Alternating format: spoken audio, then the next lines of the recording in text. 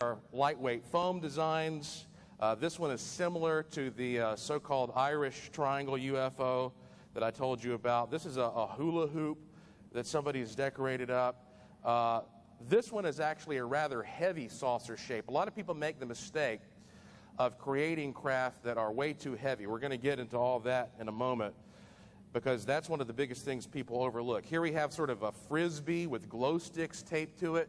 You know, nowadays we have so much access to things that are bright, that are small and easy to use, with LEDs and glow sticks and little laser pointers. You have to sort of re-examine what's possible when it comes to faking these things. Another foam structure that is heavier than you might think. This is interesting.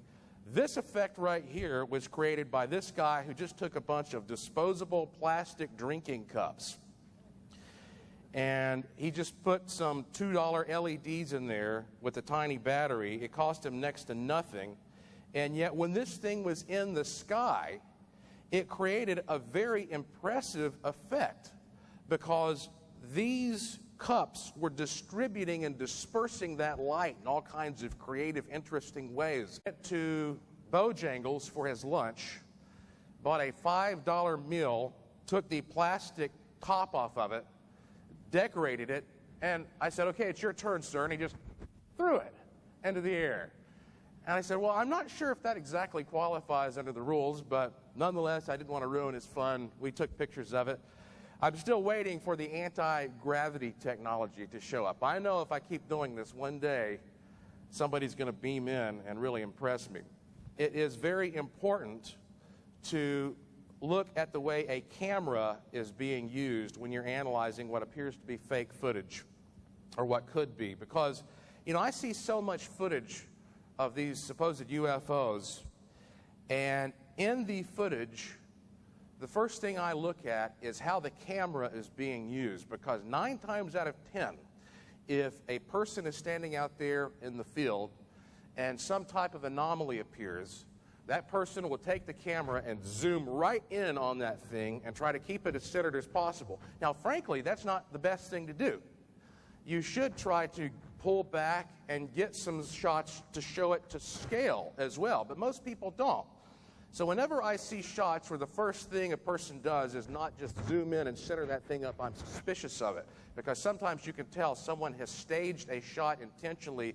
They want to make sure from the very beginning that a building is included there, so that the saucer looks huge next to it. You know, you have to think about the mindset of the photographer or the videographer first and foremost. But this man right here, this is Jeff Wilson.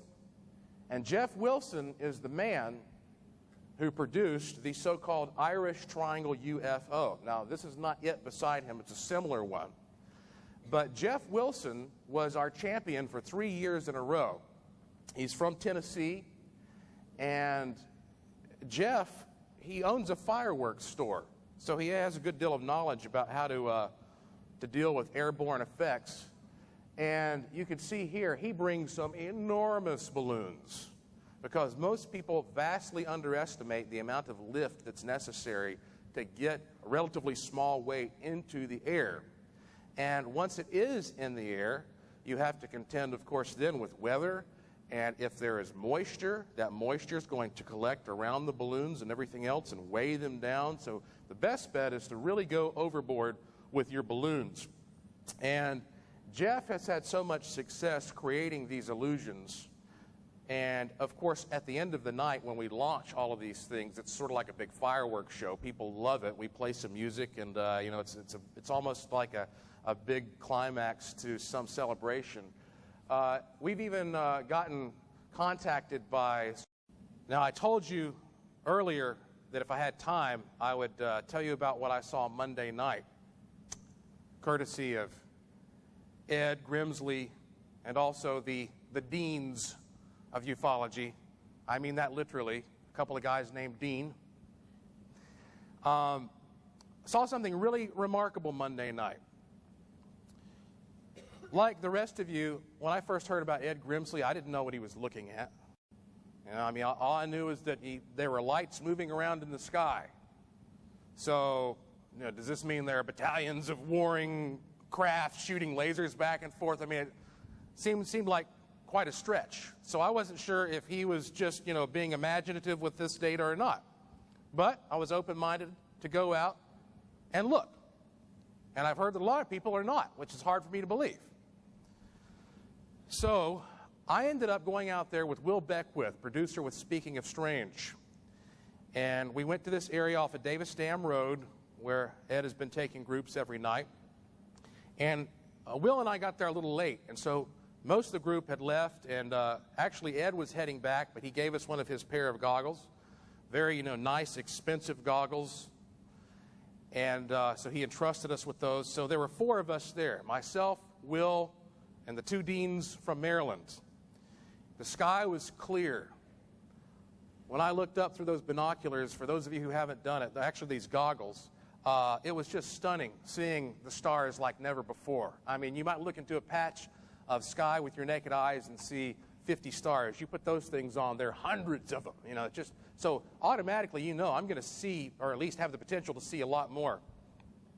We'd been out there maybe about an hour and a half, and we hadn't really seen anything that interesting.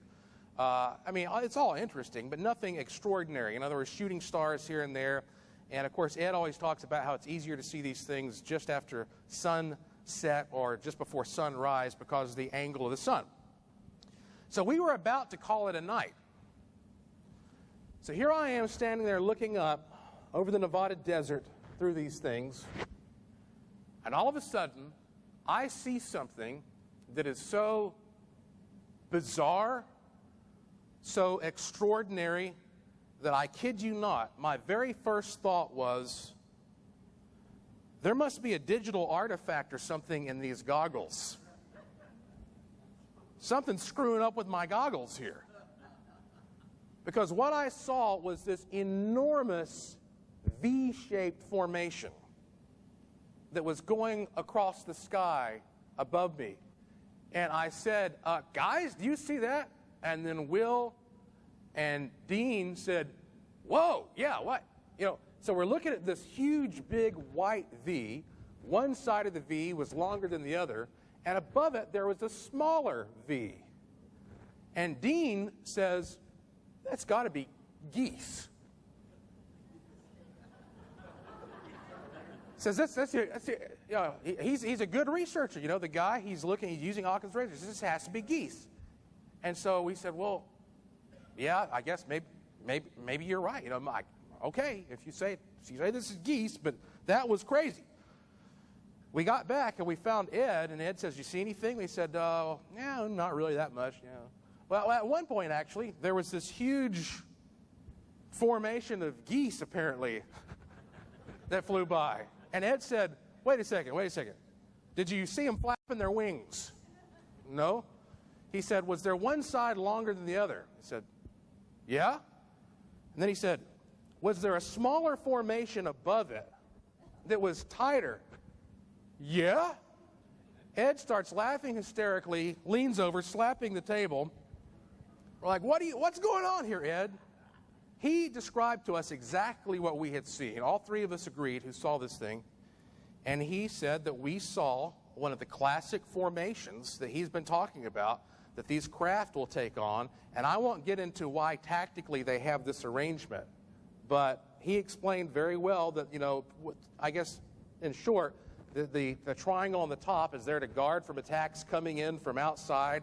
And if they make it through that, the longer side of the wing of the V will peel off and go to an intermediary position and defend. It's got this really elaborate, explanation. And at this point, we're like, okay, tell us more. Guy's got us hooked. I think, Ed is on to something.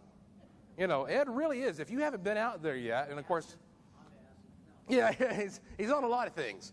But if you haven't been out there yet, it was kind of cloudy last night. You got to do this because afterward, I was sitting around with Will, and we were just shaking our heads saying, man, this could have just completely revolutionized what we think about what's around us. Because the next day, I called U.S. Fish and Wildlife.